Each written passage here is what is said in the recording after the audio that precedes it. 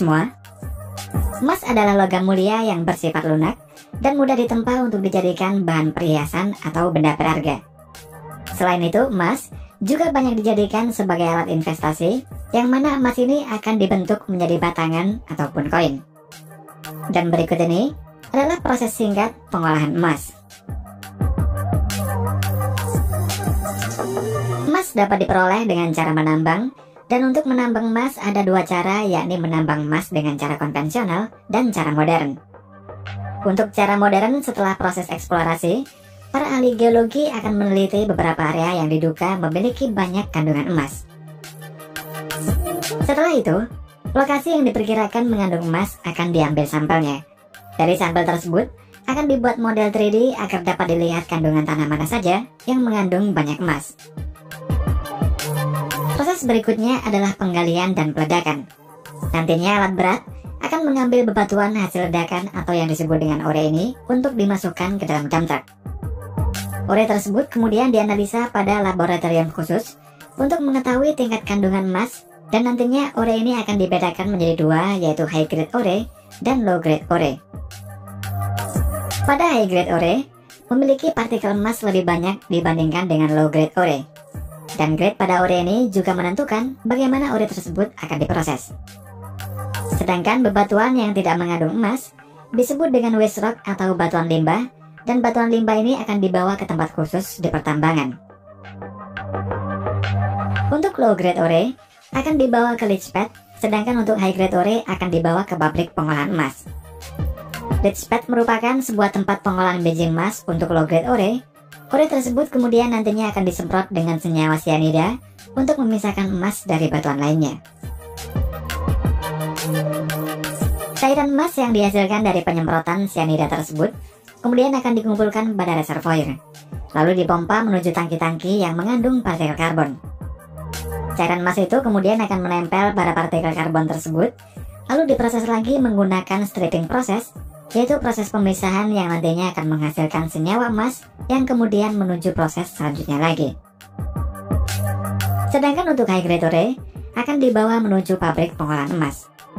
High grade ore akan dimasukkan ke mesin penggilingan sehingga akan menjadi fine sand atau ore berbentuk butiran halus, dan nantinya akan menuju ke proses terakhir, yakni proses memisahkan emas dari pasir.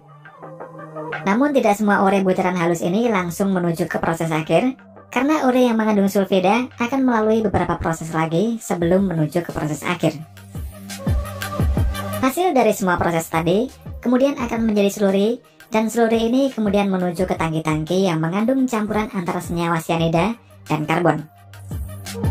Partikel-partikel emas pada slurry tersebut nantinya akan menempel pada karbon, dan kemudian karbon-karbon yang mengandung emas ini dibawa menuju ke stripping proses.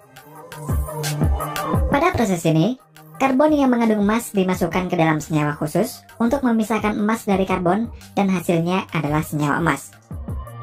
Senyawa emas akan diproses lagi menggunakan proses elektrosemikal. Proses ini mirip dengan proses pelapisan krom pada komponen mobil, dan hasil dari proses elektrosemikal ini adalah recovery gold atau emas recovery. Untuk selanjutnya, recovery gold ini dilelehkan pada furnace pada suhu 2100 derajat Celcius. Kemudian dituang ke cetakan yang nantinya akan menjadi emas bentuk batangan atau disebut juga dengan dorbar.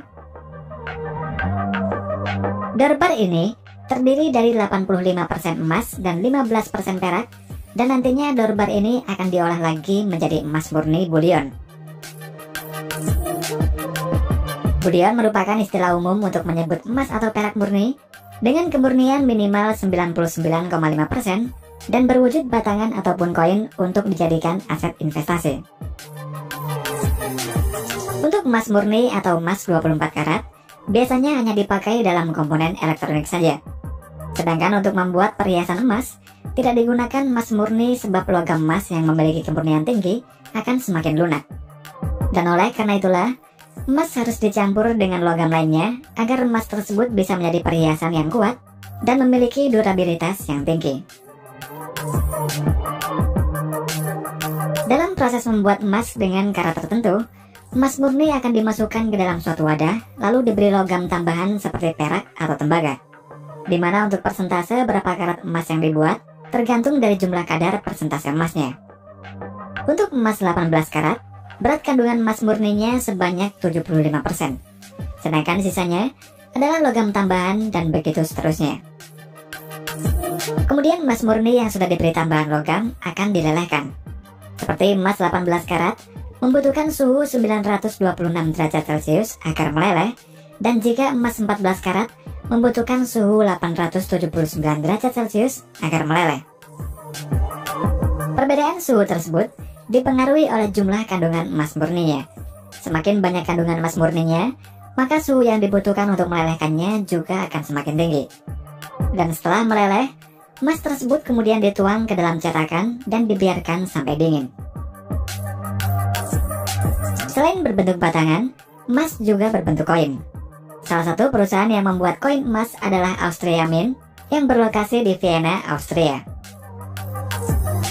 Pembuatan koin emas ini menggunakan gulungan emas seberat 997 kg. Dan gulungan emas ini bernilai 39 juta US dollar atau setara dengan 565 miliar rupiah. Gulungan emas tersebut kemudian dimasukkan ke dalam stamping mesin sehingga menjadi bentuk koin emas, dan sisa emas yang tidak terpakai akan diolah lagi pada pabrik ini. Kemudian koin emas tersebut dimasukkan ke dalam coining mesin, dan pada proses ini koin-koin tersebut akan dicetak menggunakan cetakan khusus pada bagian permukaannya. Dan setelah dicetak, nantinya akan dicek terlebih dahulu kualitasnya, lalu dikemas dan siap untuk dikirim ke konsumen. Sedangkan untuk koin emas yang terbesar di dunia pernah dibuat di Australia. Koin tersebut dibuat oleh perusahaan Pot Mint dari Australia dalam rangka menyambut kedatangan Ratu Elizabeth ke kota yang berada di Western Australia. Koin emas ini memiliki berat 1012 kg, terbuat dari emas murni 99,99% dan memiliki diameter 80 cm serta tebalnya 12 cm. Pada pembuatannya, emas yang sudah dilelehkan pada furnace dimasukkan ke dalam cetakan. Lalu emas tersebut dibiarkan hingga mendingin selama beberapa jam. Setelah itu, diangkat dari cetakan, kemudian bagian permukaannya dipahat secara manual. Lalu digosok menggunakan alat khusus agar mengkilap. Untuk nilai koin emas yang terbesar di dunia ini ditaksir mencapai 53,5 juta US dollar atau setara dengan 775 miliar rupiah, dan membutuhkan waktu sebulan untuk membuatnya.